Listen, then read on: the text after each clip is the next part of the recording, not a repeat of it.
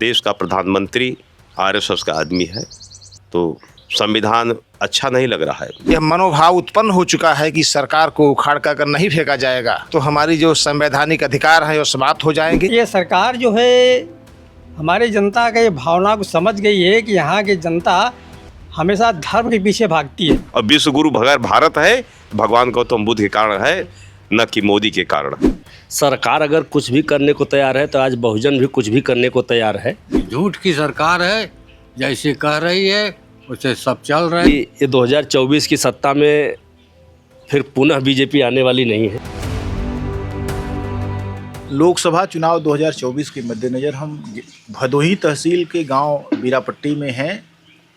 अनेक साथी जो वरिष्ठ सामाजिक राजनीतिक कार्यकर्ता हैं यहाँ जुटे हुए हैं और उनसे यह जानना दिलचस्प होगा कि 10 वर्षों से भारत की सत्ता पर काबिज सरकार जिसने दलितों, पिछड़ों, अल्पसंख्यकों और आदिवासियों पर तरह तरह से हमले किए और उनके अधिकारों में कटौती कर दी। कैसे ये लोग सोचते हैं इस चीज़ को और आने वाले चुनाव में उनकी क्या रणनीति होगी, किस तरह की तैयारी कर रहे हैं और क्या रुख है हवा का, ये हम जानना चाहते हैं। आप अपना नाम बताएं। मेरा नाम कमलेश पासी है। आपने जो सवाल किया कि 10 वर्ष से भारतीय जनता पार्टी की जो फासिस्टवादी सरकार है, इस देश में जो आपने कहा कि अनुसूचित जाति, अनुसूचित जनजाति और पिछड़े वर्ग में कम पढ़े लिखे लोगों के कारण और उनके अंदर जागरूकता न होने के कारण इस सरकार के जो फांसीवादी सरकार चल रही है लगातार 10 साल से, लोगों को गुमराह करके, क्योंकि इस देश के दबे कुचले लोगों को जो संवैधानिक अधिकार बाबा साहब अम्बेडकर ने दिया है उसकी जानकारी नहीं है और इसी के कारण आज वो सत्ता में हैं।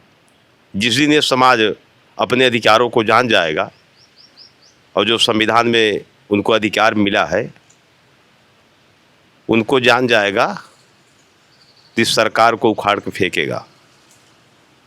तो आपको मैं बताना चाहता हूँ कि सत्ता में बैठे लोग तरह तरह के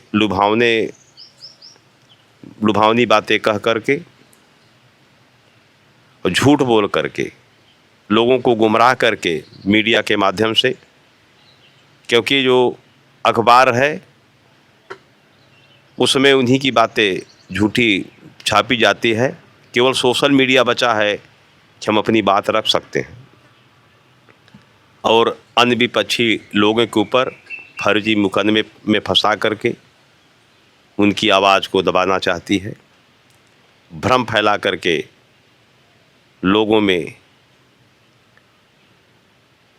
भ्रम फैला हुआ है और कुछ प्रलोभन देकर सत्ता में फिर से वापसी करना चाहते हैं। लेकिन इस बार 2024 के लोकसभा में जनता में कुछ जागृति आई है और इस समय शांति मुद्रा में है। अब सब सोचते हैं कि इस सरकार को अब नहीं रहना चाहिए केंद्र में, क्योंकि इनकी पोल खुल चुकी है। जैसे सोशल मीडिया के माध्यम से जो सामाजिक कार्यकर्ता हैं, अनुसूचित जाति, अनुसूचित जनजाति, पिछड़े वर्ग में, उन्होंने जागरूकता अभियान जो चलाया लोगों के अंदर कि इस देश में सरकार अगर रहेगी तो संवैधानिक ढांचे पर जो प्रहार कर रही है, सभी सरकारी जितने सरकारी संस्थान हैं उसको भी प्राइवेटेशन कर रही है, निजीकरण कर दिया जाएगा सरकारी संस्थानों का, तो गरीब आदमी तो अपने आप मर जाएगा। लोग कह रहे हैं कि हमारे पक्ष में लहर चल रही है, ऐसी कोई बात नहीं है। आने वाले समय में जब रिजल्ट आएगा तो पता लगेगा कि हम 400 पार हैं कि 500 के पार हैं। देश का प्रधानमंत्री आरएसएस का आदमी है, तो संविधान अच्छा नहीं लग रहा है। अगर बहुजन समाज ने इस बार अगर नहीं चेता तो शायद हो सकता है कि 1950 की जैसी स्थिति में हम लोग पहुंचेंगे। 10 साल के पहले से ही जब नरेंद्र मोदी प्रधानमंत्री पद के लिए अपनी तैयारी कर रहे थे, तब उन्होंने अपने आप को ओबीसी घोषित किया। ओबीसी की बहुत सारी पोस्ट एनएफएस के तौर पर और बैकलॉग के तौर पर अभी भारत सरकार के पास हैं, जो भरी नहीं गई, और 10% ईडब्ल्यूएस लागू हो गया। आपको क्या लगता है कि ये जो ओबीसी प्रधानमंत्री हैं वाकई ओबीसी के हितैषी हैं या कैसे हैं प्रधानमंत्री? आप अपना नाम बताएं और बताएं इस प्रश्न पर आप क्या सोचते हैं। मैं प्रवेश चंद्र मौर्य, ग्राम जयसिंहपुर, जनपद भदोही। आपने प्रश्न किया कि प्रधानमंत्री जब 2014 में प्रधानमंत्री पद के दावेदार बने भारतीय जनता पार्टी की तरफ से, तो उन्होंने अपने आप को ओबीसी कहा। लेकिन जहाँ तक मुझे जानकारी है कि प्रधानमंत्री नरेंद्र मोदी आरएसएस के फॉलोअर हैं, और आरएसएस का जो आइडियोलॉजी है, सिद्धांत है, वो कहता है कि किसी समाज के ऊपर अगर शासन करना है, उसको आर्थिक रूप से और शैक्षिक रूप से उसको बाहर रखें, और जब वो मूर्ख बने रहेंगे तो हम सत्ता पर लंबे समय तक शासन कर सकते हैं।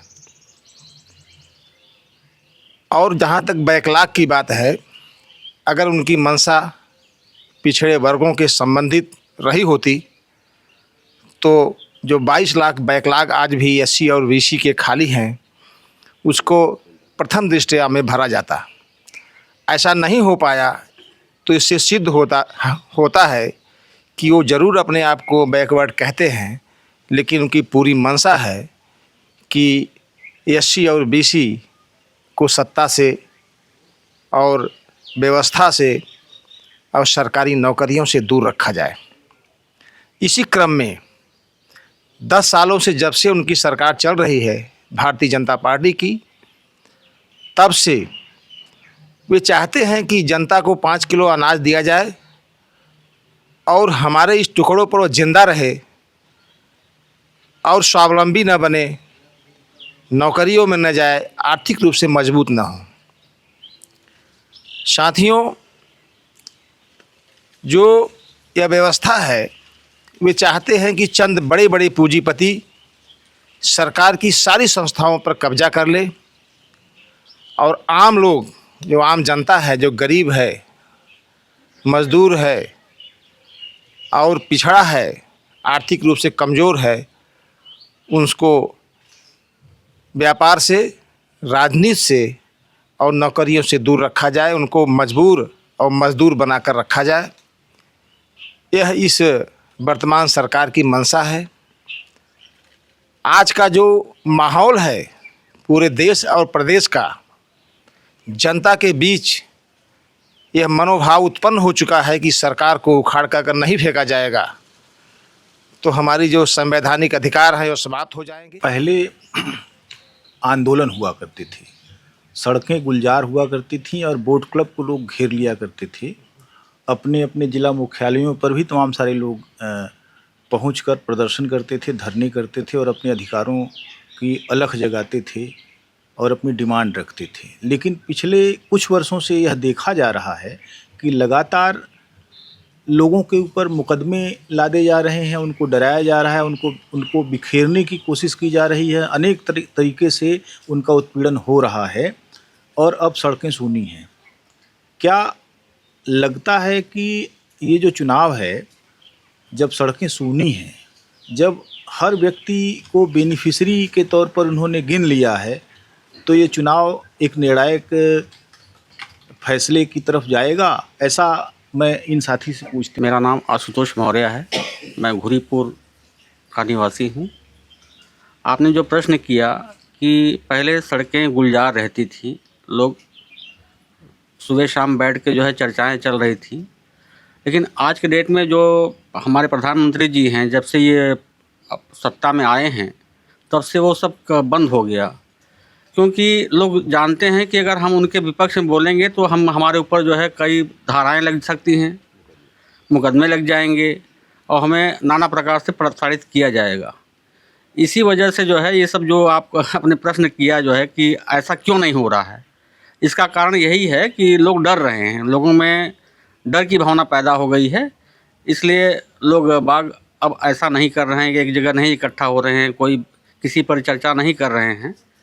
बस यही है भैया जो डरी हुई कौमें यानी मरी हुई कौमें, और मरी हुई कौमों के बारे में अगर सत्ता यह धारणा बना ले कि अब हमारे विरुद्ध कोई खड़ा नहीं होने वाला है, तब वह अपने तमाम सारे निरंकुश जो निर्णय हैं उसको थोपती है।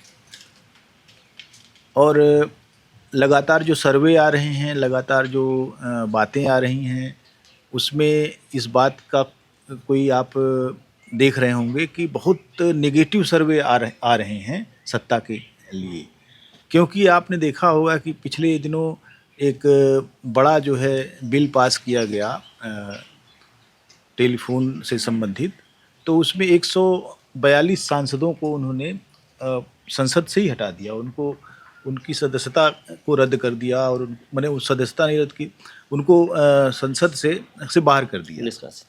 तो ये निष्कासन ये बताता है कि सत्ता इतनी निरंकुश है कि वो अपने किसी भी निर्णय को मनमाने ढंग से लागू करने की कोशिश कर रही है। लेकिन क्या आपको लगता है कि जनता भी इस चीज़ से वाकिफ़ है और जनता जवाब देने वाली है? आप अपना नाम बताएं और बताएं। धन्यवाद। मैं अवधेश कुमार मौर्य,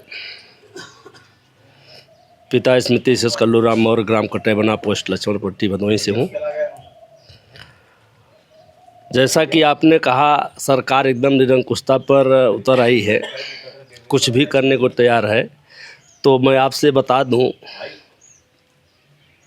सरकार अगर कुछ भी करने को तैयार है तो आज बहुजन भी कुछ भी करने को तैयार है।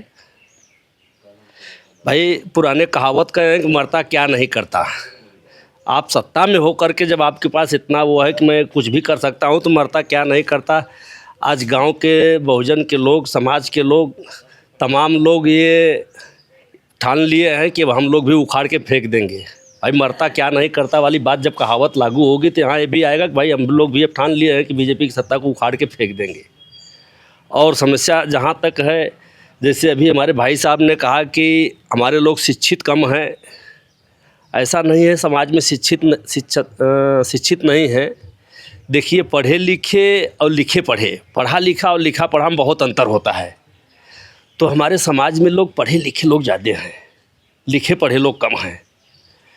तो जिस दिन लिखे पढ़े लोग ज़्यादा हो जाएंगे, या जिस दिन संख्या हमारी ज़्यादा हो जाएगी, लिखे पढ़े लोगों की गिनती हो जाएगी, तो लोग अपने आप समझदार हो जाएंगे। और वैसे भी एक बात आप जान लीजिए कि ये 2024 की सत्ता में फिर पुनः बीजेपी आने वाली नहीं है। ये बहुजन समाज जो है मन बना लिया है कि सत्ता से उखाड़ के फेंकेंगे, और उखाड़ के फेंकेंगे, उसमें दो राय नहीं है। इस बार सामने से दिख भी रहा है। अब मीडिया चाहे जो भी चिल्ला ले, 400 पार या अखबार पेपर जो भी चिल्ला ले, प्रिंट मीडिया चाहे जो भी चिल्ला ले, लेकिन आज सोशल मीडिया पे अगर आप देखेंगे या आम समाज जनमानस में आप देखेंगे तो यही भावना सबकी है, और यही लोग सोच के बैठे हैं कि इस बार उखाड़ के फेंक देंगे तो उखाड़ के फेंक देंगे। ये जो 400 पार है वो एक मनोवैज्ञानिक दबाव की तरह काम कर रहा है, और मुझे लगता है कि इसका कोई अंडरकरंट नहीं दिख रहा है कि 400 पार हो रहे हैं, और तमाम सारे जोड़ तोड़ और चुनाव आयोग को साधना, और बहुत प्रशासनिक स्तर पर जैसे ये ऊपर से आदेश आया कि उत्तर प्रदेश में कम से कम पिछड़ी जातियों के जो सिपाही हैं, जो दरोगा हैं, जो इंस्पेक्टर हैं, उन लोगों को बूथों से दूर रखो ताकि मनमाना वोट डलवाया जा सके। और ऐसी स्थिति है। आप अपना नाम बताइए, आप मुझे बताइए कि आप क्या सोचते हैं कि ऐसा होने जा रहा है या वास्तव में? भय तो बहुत ज़बरदस्त है देश में जो है, लेकिन अंडरस्टैंडिंग जनता जो मन बनाई है कि हम भी जो है भयभीत नहीं होंगे जो है, चाहे कुछ भी झेलना पड़े जो है। इस बार किसी न किसी तरह जो है देश में परिवर्तन लाना बहुत ज़रूरी है। यदि देश में परिवर्तन नहीं लाया गया तो हमारा लोकतंत्र और संविधान खतरे में है जो है। 2024 में शायद देश का अंतिम चुनाव होने जा रहा है। यह सब बातें सुनकर जो है जनता में एक आक्रोश है जो है, उस आक्रोश को देखकर ऐसा लग रहा है जो है कि ज़रूर कुछ न कुछ जो है देश में नया परिवर्तन होगा। इस चुनाव के इस समय जो बदलाव होना चाहिए, ज़रूरी है। समझे? वो क्यों जरूरी है, बदलाव की जरूरत क्यों आपको? इसमें ज़रूरी ये है कि जो है कि मजदूरी मारी जा रहे हैं, उनको जो कहीं जो बाकी नौकरी नहीं मिल रही है, छोटे मोटे धंधा जो चल रहे थे वो सब बंद कर दिया सरकार, वो इसलिए जो परेशान है, इसलिए जो है कि उनकी सरकार बदलना ज़रूरी है। नमस्कार, पन्नालाल मौर्य, बीरापट्टी। ऐसा है, देश की स्थिति जो है नाजुक चल रही है इस समय। ये सरकार तानाशाही में चला रहे हैं, चाहे जिसको जो है जो कर दे रहे हैं, जिसके ऊपर लग जा रहा है, जो भर रहा है इसको जो है नीचे दाब रहे हैं लोग जो है। और कोई बिजनेस व्यापार का कोई आस्था तो रही नहीं गई है। लोग अपना जो है किसी तरीके से जीवन उपाय चला रहे हैं जो है। लोग जो है धंधा कोई रह न गया है जो है, और ये लोग जो है अपने मनमाना जो है जो भी करना चाह रहे हैं वो लोग तानाशाही में चला रहे हैं। और जो कारपोरेट है भदोही का, वो भी स्थिति नाजुक है।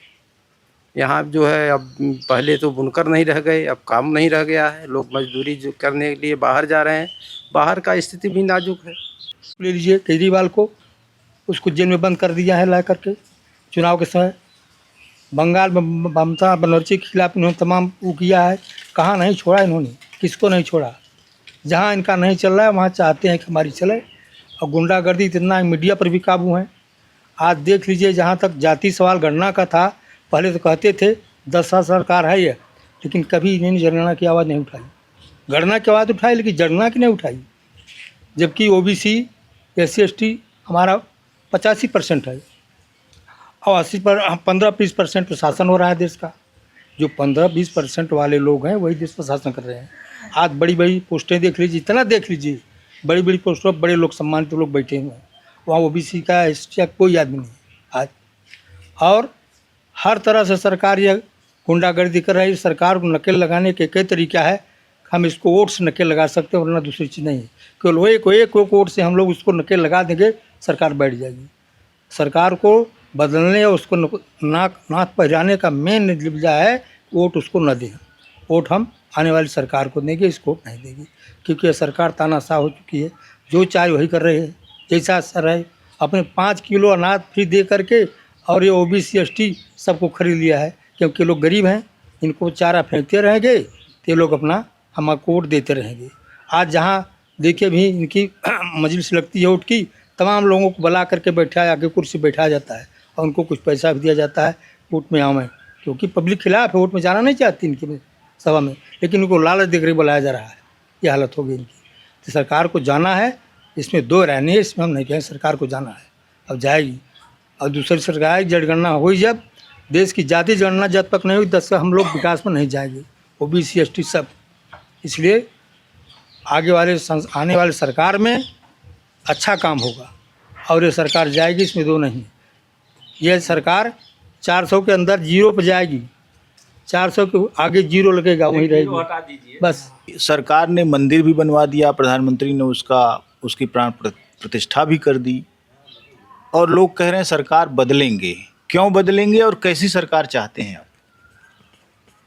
हेलो नमस्कार, मेरा नाम है सत्यनारायण मौर्य, मैं बीरापट्टी रहने वाला हूँ।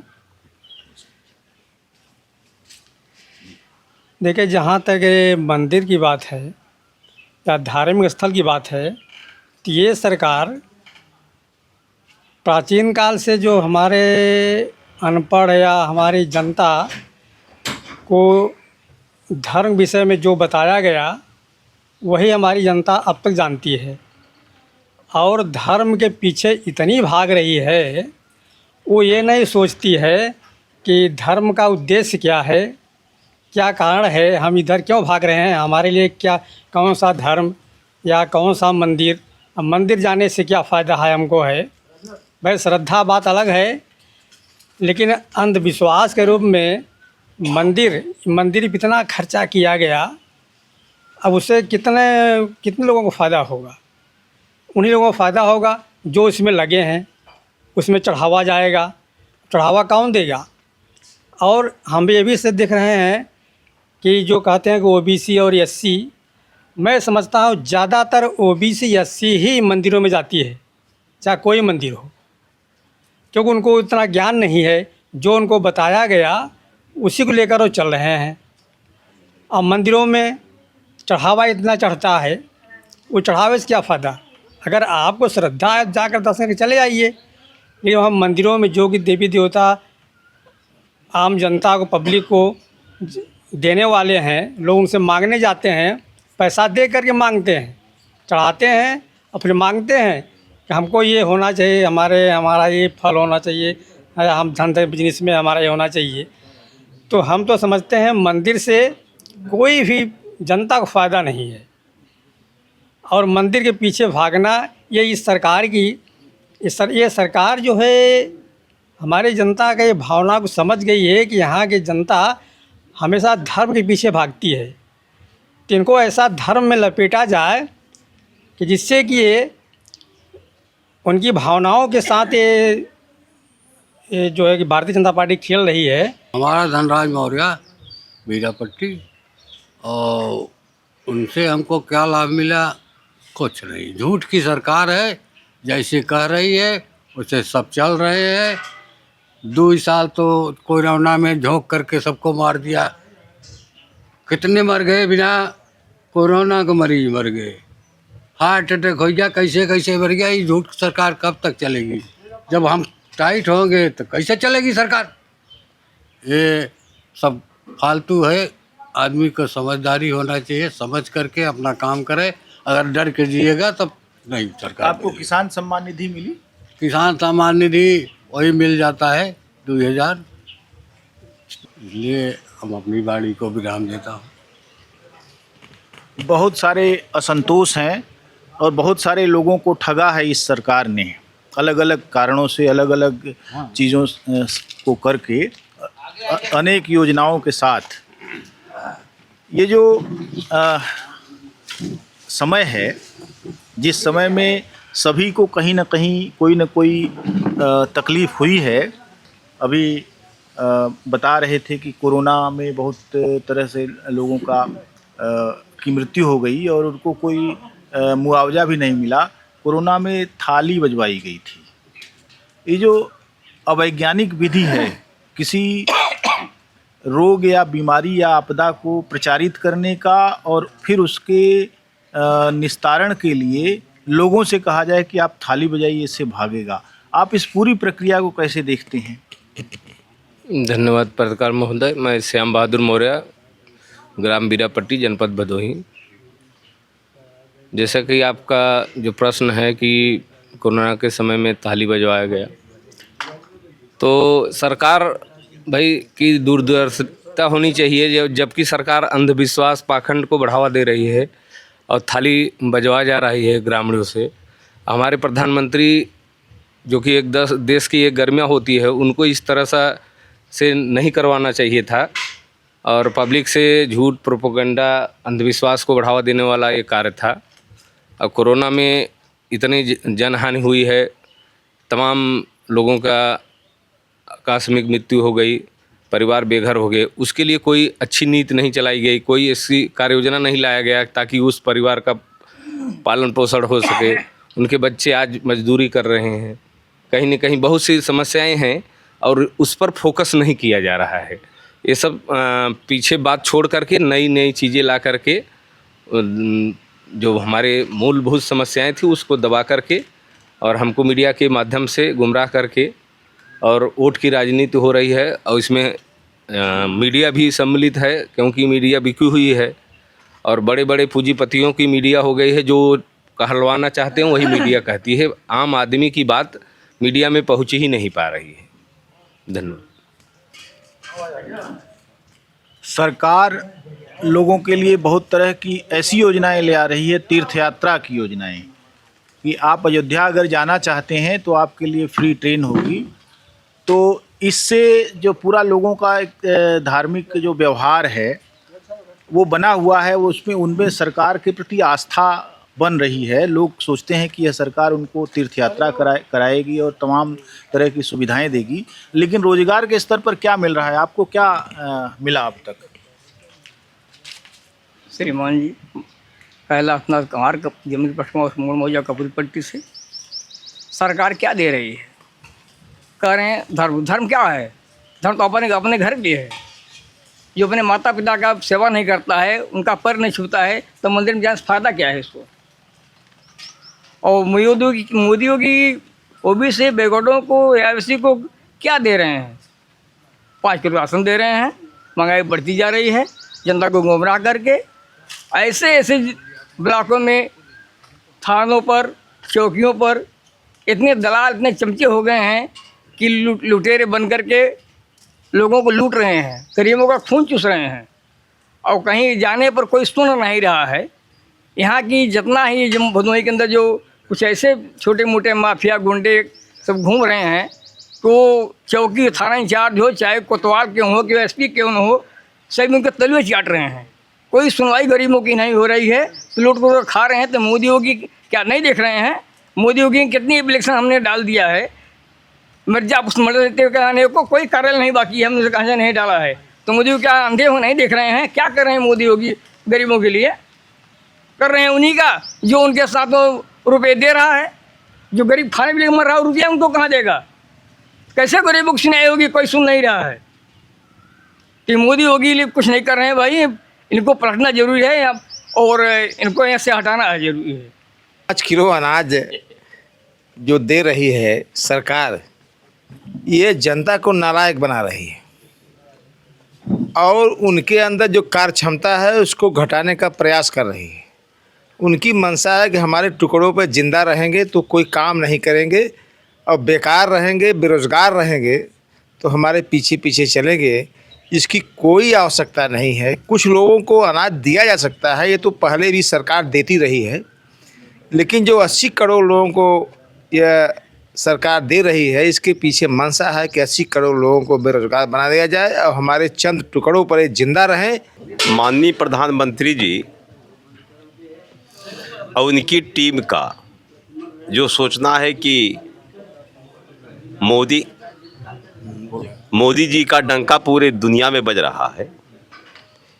पूरी दुनिया में तो डंका भारत का बजा था आज के 2300 बरस पहले। उसी के आधार पर इस देश के प्रधानमंत्री जब विदेशों में जाते हैं, यहाँ तो राम की बात करते हैं, विदेश में जाकर बुद्ध की बात करते हैं, क्योंकि भगवान गौतम बुद्ध के कारण ही पूरी दुनिया में भारत का डंका बजता था। तो जब पत्रकार लोग उनसे विदेश में पूछते हैं कि भगवान गौतम बुद्ध की, वो इंटरव्यू देते हैं कि मैं भगवान बुद्ध की धरती से आया हूँ, तो सचमुच भारत का डंका बुद्ध के कारण बजता है, न कि मोदी के कारण बजता है। भगवान गौतम बुद्ध के विचारों को पूरी दुनिया ने आत्मसात किया था आज के 2300 बरस पहले, जिसमें सम्राट अशोक ने पूरे दुनिया में अपनी बेटी बेटे अपनी टीम को भेज करके भगवान गौतम बुद्ध के विचारों को फैलाया था। उसी के कारण मोदी सोच रहे हैं कि हमारे कारण डंका बज रहा है। ऐसी बात नहीं है। जो ये बुद्ध की धरती भारत है, इसके कारण विश्वगुरु भारत है और भारत का डंका भगवान गौतम बुद्ध के कारण बजता है, आज भी बज रहा है पूरी दुनिया में। और विश्वगुरु भारत है, भगवान गौतम बुद्ध के कारण है, न कि मोदी के कारण है। अभी तक अर्थव्यवस्था की समीक्षा नहीं हुई और यह सरकार कई स्तरों पर बेनकाब हुई। ख़ासतौर से इलेक्टोरल बॉन्ड और तमाम सारे ऐसे मामले, पीएम केयर फंड, इन सब की जानकारी जनता के पास नहीं है कि वास्तव में पीएम केयर फंड में कितना पैसा आया, कहाँ गया, उसका खर्च क्या क्या हुआ और कितना है उसमें। अर्थव्यवस्था सरकार बदलने के साथ ही उसकी समीक्षा शुरू हो जाएगी और छोटे कारोबारी, दुकानदार, किसान, मजदूर, तमाम सारे लोग लगातार इस बात का हवाला दे रहे हैं कि मजदूरी कम हो गई है, महंगाई इतनी ज़्यादा बढ़ गई है। ऐसे तमाम सारे सवाल हैं जिस पर लोगों का रोष है, आक्रोश है लोगों के मन में, और वह अर्थव्यवस्था के एक मिजाज की बात सामने ले आने वाली बात है। प्रवेश जी, बताइए कि अर्थव्यवस्था की स्थिति आप कैसे समझते हैं? वर्तमान समय की सरकार, मोदी की सरकार, अर्थव्यवस्था का जो आंकड़ा है कि आज हम अंतर्राष्ट्रीय स्तर पर हमारी अर्थव्यवस्था कैसी है, तो यह सरकार तो पहली सरकार ऐसे है कि जो सरकारी आंकड़ा अर्थव्यवस्था का स्तर को जो है छुपा रही है। अगर इसको उजागर करती है तो हमारी जीडीपी जो पहले क्या थी, वर्तमान समय में क्या है। पहले 2014 के पहले हमारी जीडीपी जितना थी, आज उस स्तर पर जो है एवरेज से बहुत नीचे आ गई है। प्रति व्यक्ति आज घटती ही जा रही है। आदमी किसी प्रकार से जीवन जी रहा है और गरीबी में हमारा देश जो है बहुत निचले स्तर पर जो है, नीचे पावदान से 10वें अंक पर आ गया है। यह व्यवस्था है। अभी आपने एक प्रश्न पहले किया था, खुदरा क्षेत्र में बड़े बड़े मॉल, बड़े बड़े पूंजीपतियों को एंट्री कराई जा रही है। तो साथियों, ये एक बड़ा माल जब बनता है तो कम से कम सैकड़ों छोटे दुकानदार ख़त्म हो जाते हैं। खुदरा क्षेत्रों में कांग्रेस की गवर्नमेंट ने खुदरा क्षेत्रों में बड़े बड़े माल पूंजीपतियों की एंट्री किया, तो उसने शुरुआत किया और उसको बड़े स्तर पर जो है बीजेपी सरकार जो है खुदरा क्षेत्रों में बड़े बड़े व्यापारियों की एंट्री किया, जिसके कारण छोटे छोटे व्यापारी, मध्यम वर्ग व्यापारी सब धीरे धीरे समाप्त होते जा रहे हैं। इसलिए व्यवस्था ऐसी होनी चाहिए, जैसे चाइना की व्यवस्था है कि हर आदमी के हाथों में काम है। बड़ी बड़ी फैक्ट्रियों से ज़्यादा अच्छा है कि छोटे छोटे रोज़गार हर आदमी के पास रहे, जिसके हर आदमी की एक न्यूनतम उनका आय हो, जिससे कि वो स्वावलंबी बने। इस अर्थव्यवस्था को सरकार नष्ट कर रही है। भारत धीरे धीरे गरीबी रेखा के और नीचे चला जा रहा है और देश के ऊपर कर्ज जो है पिछले 8 साल में जितना 70 साल में कर्ज था, उसका जस्ट दोगुना कर्ज जो है भारत का हो गया। और आज जो है हर व्यक्ति के ऊपर लगभग 15 लाख रुपए कर्ज हो चुका है। ऐसी स्थिति में अगर यह सरकार बनी रही तो आर्थिक स्थिति बहुत ख़राब हो जाएगी। और इसका सबसे बड़ा सबूत है कि 80 करोड़ लोगों को अनाज जो दिया जा रहा है, इससे बड़ा प्रमाण कोई हो नहीं सकता। भारत की अर्थव्यवस्था दिन पर दिन बद से बदतर होती जा रही है और यह सरकार सरकारी आंकड़ों को छुपा रही है और मीडिया के ऊपर इतना ज़बरदस्त कब्जा है कि कोई भी मीडिया यदि सरकार के खराब नीतियों को यदि उजागर करती है तो उसको तत्काल जो है उसके ऊपर मुकदमा किया जाता है और बड़े बड़े जो मीडिया घराने हैं उनसे कहकर उनको बाहर का रास्ता दिखाया जाता है। आज मीडिया भी डरी और सहमी है। कुछ पत्रकार ऐसे हैं, जैसे नेशनल दस्तक है, आप लोग हैं, जो सोशल मीडिया पर लगे हुए हैं। वे पत्रकार अगर न होते तो शायद सही जानकारी हम तक नहीं पहुंच पाती। आज सरकारी मीडिया और बड़ी बड़ी मीडिया उनके गुलाम हो चुकी है। हम तो ये सोचते हैं कि अगर ऐसी व्यवस्था जिस समय ब्रिटिश गवर्नमेंट भारत में थी, अगर जो मीडिया इस समय है, ऐसी मीडिया अगर उस समय होती तो हमारा देश आज़ाद न होता, क्योंकि उस समय मीडिया ज़्यादा स्वतंत्र थी। जिस समय अंग्रेज थे उनसे बद से बदतर स्थिति इस समय है कि मीडिया भी स्वतंत्र नहीं है।